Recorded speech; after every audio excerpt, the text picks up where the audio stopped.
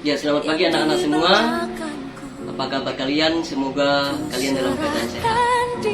Pagi hari ini kita akan memulai pembelajaran kita dengan topik yaitu dosa dan pertobatan.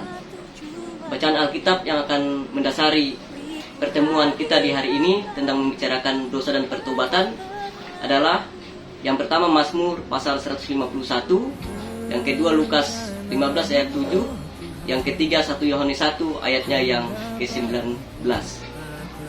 Melalui pertemuan kita di hari ini, mari kita awali dengan doa. Kita berdoa. Hari ini kami bersyukur kepadamu ya Tuhan, jika hari ini Tuhan memberikan kesempatan bagi kami untuk boleh ada, itu semua karena kasih Tuhan. Sekarang kami hendak belajar, mohon pimpinan Tuhan, berikan hikmat bagi kami untuk memahami setiap materi yang akan kami pelajari. Dari awal hingga akhirnya pertemuan ini mohon pimpinan Tuhan. Dalam nama Yesus kami bersyukur dan berdoa. Amin.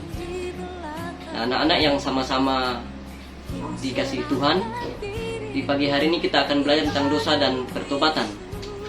Adapun tujuan pembelajaran kita tentang dosa dan pertobatan, yang pertama, diharapkan peserta didik atau kalian harus mampu memahami arti dosa.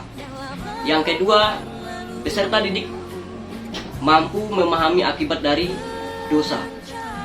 Yang ketiga, peserta didik mampu memahami arti kata bertobat. Itu adalah tujuan pembelajaran kita di hari ini. Nah, anak-anak yang pada hari ini hadir, Pak Guru tanya, menurut kalian apa itu dosa?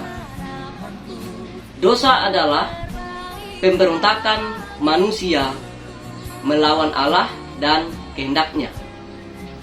Manusia ingin menjadi sama dengan Allah. Salah satu aspek yang menonjol dari perbuatan dosa itu adalah sifat mementingkan diri sendiri. Nah, dari bagian ini kita pahami bahwa dosa itu adalah pemberontakan manusia melawan kehendak Allah. Lalu manusia ingin sama menjadi Allah itu sendiri. Sehingga salah satu aspek yang menunjuk adalah dari dosa itu, sifat mementingkan diri sendiri ini adalah bagaimana manusia ingin sama seperti Allah.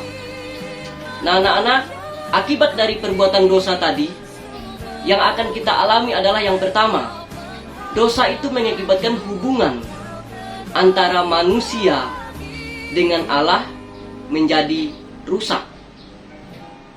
Kalau kita membaca dalam kitab Kejadian, kisah penciptaan, semula hubungan manusia dengan Allah itu harmonis. Tetapi ketika manusia jatuh ke dalam dosa, akibat melanggar perintah Allah, maka hubungan manusia dengan Allah itu menjadi rusak. Lalu yang kedua, akibat dari dosa itu adalah mengakibatkan konflik batin dalam diri seseorang. Nah, seringkali kita sebagai manusia pasti pernah merasa rasa bersalah yang muncul di dalam diri kita, merasa ketakutan karena membuat segala sesuatu yang bertentangan dengan kehendak Allah. Lalu yang ketiga, dosa mengakibatkan rusaknya hubungan antara manusia dengan sesama dan alam itu sendiri. Nah, anak-anak, seringkali kecenderungan manusia adalah merusak alam. Bahkan manusia itu sendiri sering mengadakan konflik atau adanya permusuhan antara satu dengan yang lainnya. Itu yang dikatakan dosa yang mengakibatkan rusaknya hubungan manusia dengan sesama dan alam. Lalu akibat dari dosa yang keempat adalah dosa menyebabkan manusia menghadapi atau mengalami kematian, baik secara jasmani maupun rohani. Mati secara jasmani di sini adalah tubuh kita yang mati, tidak ada napas. Itu dikatakan sebagai mati secara jasmani. Mati secara rohani artinya putusnya hubungan manusia dengan Allah itu sendiri. Nah, anak-anak yang hadir pada pagi hari ini, bagian materi kita yang mau menjelaskan bahwa apa itu kata pertobatan.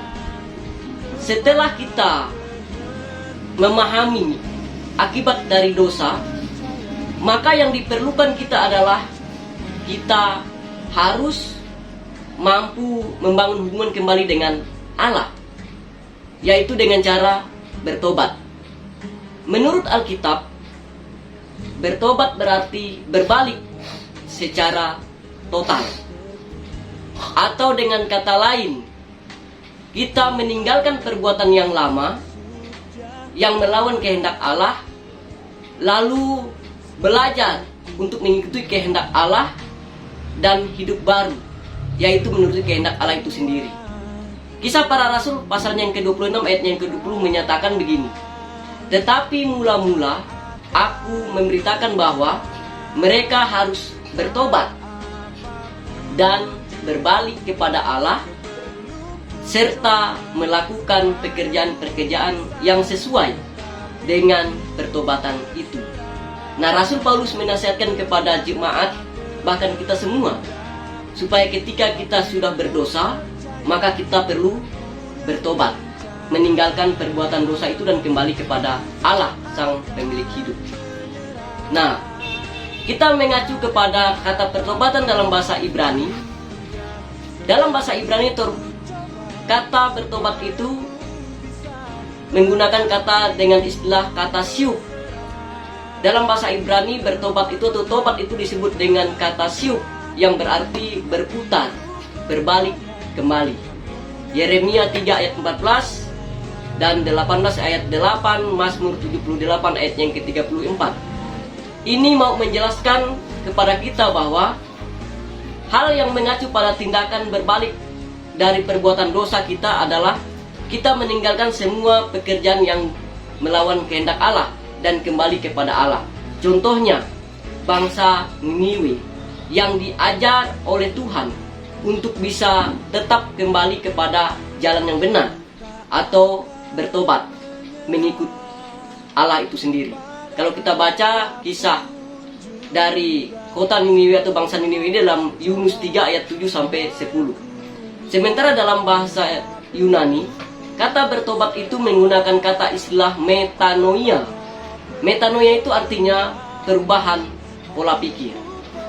Jadi anak-anak, bagian ini mengingatkan kita bahwa sebagai pelajar, ketika kita sudah tahu berdosa, maka kita perlu harus bertobat, meninggalkan perbuatan yang salah. Dan yang dirubah salah satunya adalah pola pikir kita untuk mengerti tentang pekerjaan Allah yang dinyatakan di dalam diri kita itu sendiri.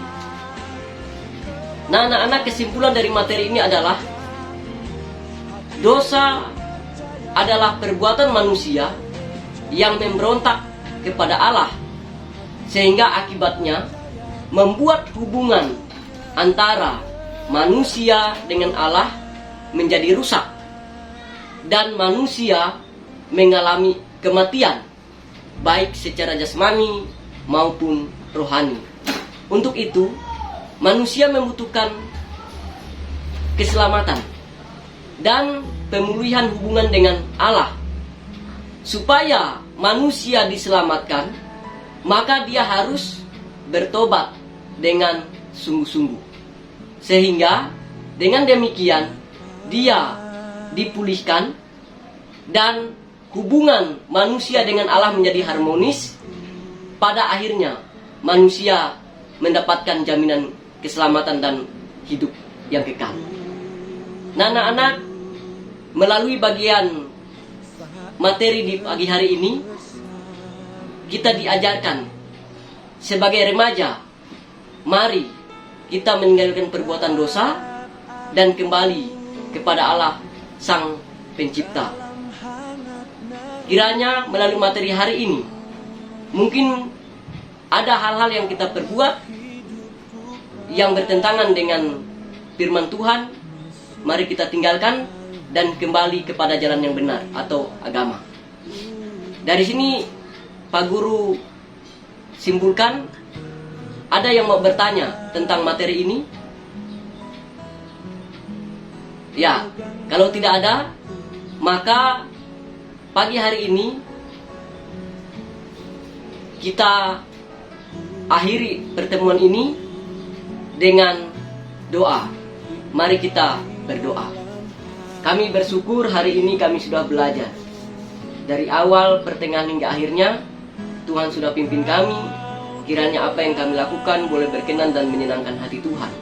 Jika ada hal-hal yang kami perbuat melanggar hati Tuhan, kamu ampuni kami ya Tuhan, sehingga kami layak untuk hidup sesuai dengan kehendak. Di dalam nama Yesus kami bersyukur dan berdoa. Amin.